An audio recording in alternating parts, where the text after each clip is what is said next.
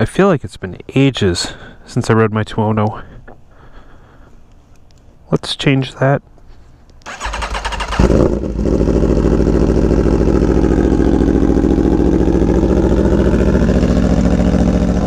Hi, I'm Chad, and welcome to another episode of Mediocre Wheelies and MotoGP, where today we'll talk about the latest MotoGP race while I do some mediocre wheelies.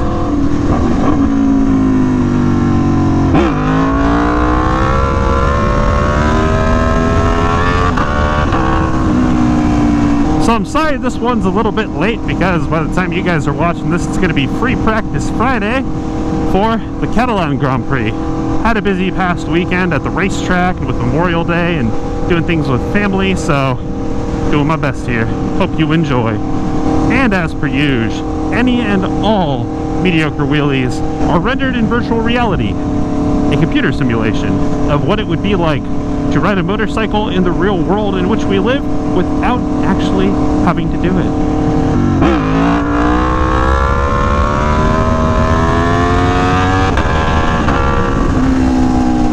So, this past weekend was the Italian Grand Prix, which is one of my favorites. I love Mugello. I have to have done at least 1,000 miles on that track in video games. Super cool, picturesque in the hills of Italy, a massive Grand Prix circuit with the fastest straightaway on the MotoGP calendar. So if you haven't watched the race yet, now's your chance. Pause this video, go watch the race, and Moto 2, because we'll talk about that for a little bit as well. Don't want to spoil it for you, but when you're done, come on back, let's talk about it, and we can have a further discussion in the comments below.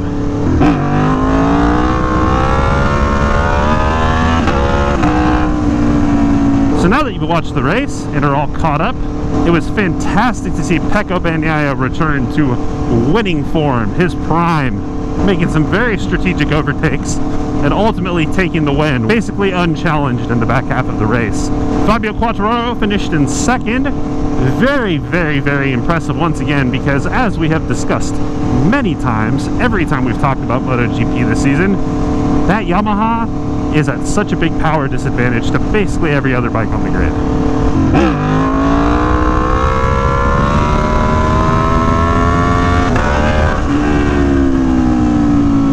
And Alicia Espargaro, again, Aprilia on the podium at their home Grand Prix. That was so satisfying. Oh, he's doing such a great job.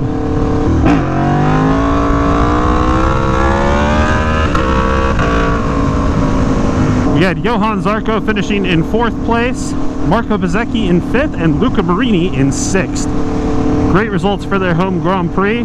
Luca and Bezzecchi were having a fantastic race at the beginning, fighting it up at the front with Fabio Di Gianantonio, who had his maiden pole position. Unfortunately, he faded a bit of the way down the grid throughout the race, but still props to him for getting that bike on pole in some very tricky conditions, qualifying on Saturday. Very mixed, a little bit damp, but they all went out on slick tires. Marquez had a nasty crash, which unfortunately seems to have really rattled him, but that might be the catalyst for change that he needs to become a consistent front runner once again. He's taken off the rest of the season and really just taken off for MotoGP kind of indefinitely to have surgery done on his right arm once again. Going to see if they might be able to get some additional performance and strength back in that so that he can ride the motorcycle to 100%. I can't imagine what it's like to be at the top of your game, at the top of your level, and basically unstoppable. Have a horrible injury like that. That 2020 crash still haunts me to this day. And then to try to come back and not be able to perform at your highest level. It's like, I'm positive his mind is there, but his body is just not able to keep up. So best of luck to him. He did a great job in this race, I think, all things considering. So great work, Mark. Hope to see you back in true fighting form sooner rather than later. Outside of that, we had some fallers. Joan Mir and Alex Rins both crashed out of the race. There was an incident with Rins and Nakagami.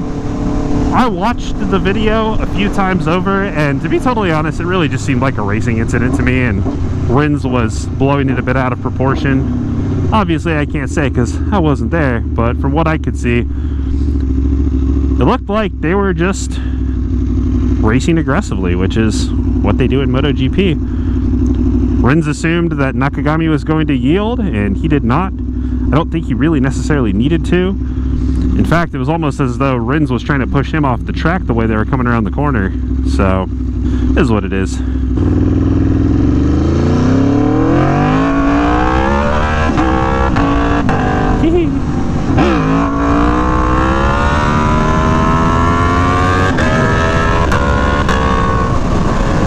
Don't try this at home, kids. Just a computer simulation. But nevertheless, those crashes are definitely not helping out their chances with securing new contracts once Suzuki exits MotoGP at the end of the year. Still can't believe that's happening, but it is what it is. It'll be exciting to see who takes their spot. So that's one way to look at it, I suppose. A couple other notable fallers. We had Pol Espargaro, went down pretty hard, had a good tumble. Hope he was okay. It seemed like he was. Just a little battered up, getting up off the ground, understandably so. Pretty fast crash. Then Enea Bastianini. Oh, I was expecting a big charge from him, and it looked like he was about to put it on, but unfortunately washed the bike out just a few corners into a lap. Pretty bummed to see him DNF and take no points, but that just helps Aleix and Fabio's championships.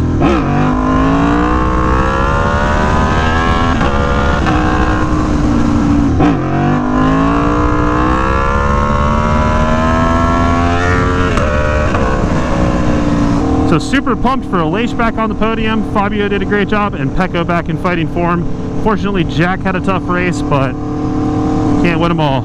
On to the next one. So now let's talk about Moto 2.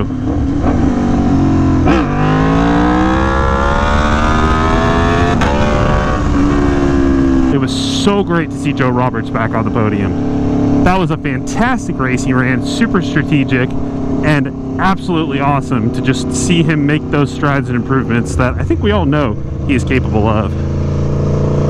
Rode an incredible race. And hats off to Pedro Acosta as well, who undisputedly ran a better race. In the lead from the beginning and just ran away with it, unchallenged.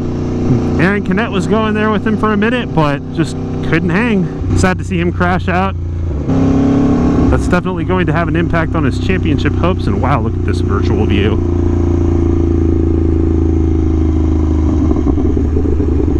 Wow, isn't that something? Don't get too distracted, Chad. Wow. I want to live there. In real life.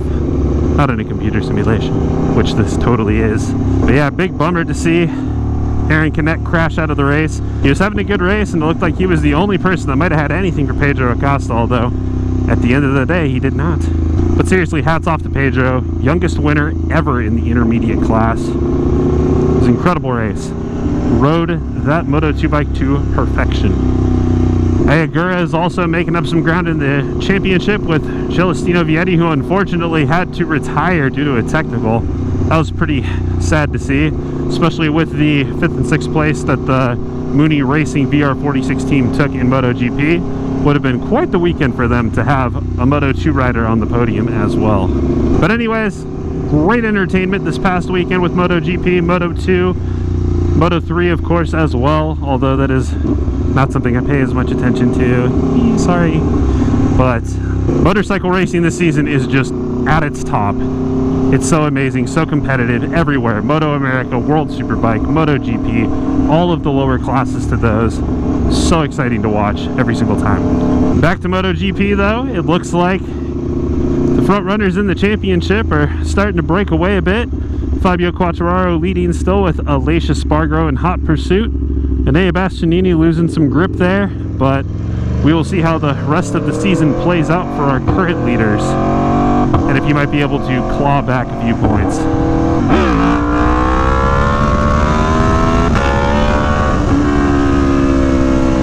Super pumped for the Catalan GP this weekend as well. That is another track that I know very well thanks to Forza Motorsport. Always fun to see them race on tracks that you are familiar with. But who do you think is going to win that race? Pecco's looking pretty strong. Bastianini is still a force to be reckoned with, and hopefully he can learn from his experience this past weekend, take away some good information, and apply it this coming weekend. Fabio always loves Catalunya as well. Get some crazy lean angle and corner speed going there. despite the long front straightaway. And I mean, Elise is on fire. What more can you say? Jack's done well in Catalunya as well, so should be a fantastic race.